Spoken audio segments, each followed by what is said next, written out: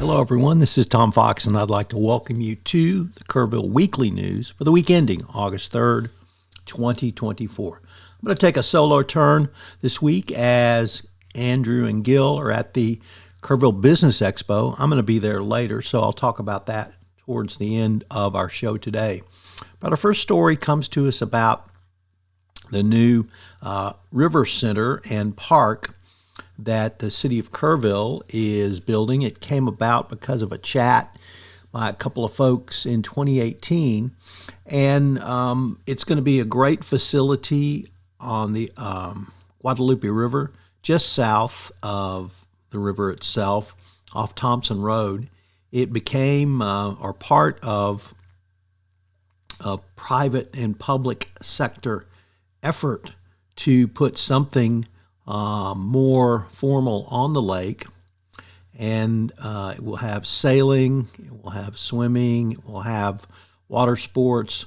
It will literally be transformative. As I said, on the south side of Lake Nimitz, and Charlie McIlvain, with his extensive background in tourism and promotion, said the economic and cultural benefits will be substantial. It'll be good for business. It'll have a positive impact, both directly and indirectly, on Kerrville. I mentioned the public-private partnership. The city's been involved and is working with the new River Center. Dalton Rice has said it's a unique challenge considering the number of approvals needed, a huge amount of money needed to be raised to actually purchase the land. And Lane Guerrero, vice president of the River Center Foundation, said that they've raised $352,000 of the $395,000 needed for the land campaign, which is enough to purchase the park from the McDonald's companies, which owns it. The Upper Guadalupe River Authority also is a part of this, and they're going to purchase land adjacent to the park as well. They see this as a huge opportunity for a healthy riverfront, for an educational outreach, for a great place for people of Kerrville to come and really take advantage of and love the Guadalupe River.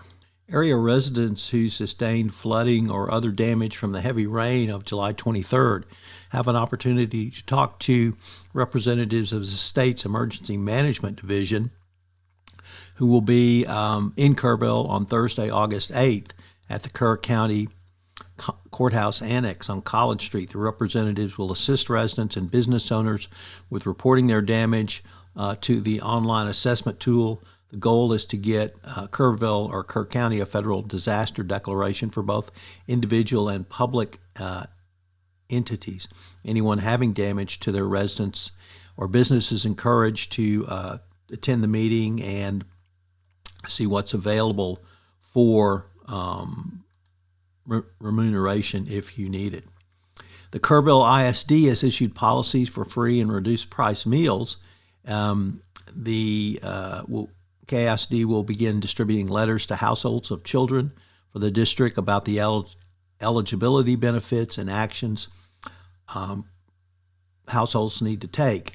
The criteria for meal benefits are a household income at or below the eligibility levels, households receiving assistance, child status as foster children, homeless, etc., and then if the child is involved in Head Start or Even Start. So if you feel like this is something that would be useful to you, please check it out. The Kerrville swim team, C3 Swim Club, competed in its second competition at the Dolphins Foundation meet in New Braunfels, and the club finished second as a team, and there were several winners, so shout out and congratulations to members of the C3 Swim Club. The Kerrville County Sheriff's Office had a prostitution sting in Kerr County, which netted 7 arrests. It acting on numerous state and local agency tips. It completed a multi-day operation to interdict those soliciting prostitution. The operation involved numerous agencies and agents, and they including the Kerr County Sheriff's Office, Special Operations Division, the Digital Forensic Unit, the Bernie Police Department, the Kendall County Sheriff Office, and the DPS. And now, as I mentioned at the start of this, Gil and Andrew are at the Kerrville Business Expo. If you're listening to this on Saturday, August 3rd, I hope you'll take the opportunity to head on down to the Expo. It's a great way to learn about businesses in Kerrville. Gil and Andrew are going to be there with the Texas Hill Country Advisors. I'm going to be there representing the Texas Hill Country Podcast Network. There are both for-profit and nonprofits at the event. The radio station's there. There are going to be some food, lots of coffee, lots of good drinks. And it's a great time to learn about what businesses are in Kerrville and Kerr County. This is Tom Fox. I hope you enjoyed this edition of the Kerrville Weekly News Roundup.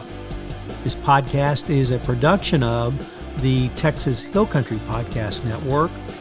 If you've enjoyed this podcast, I hope you will subscribe, rate, and review this podcast wherever great podcasts are listened to.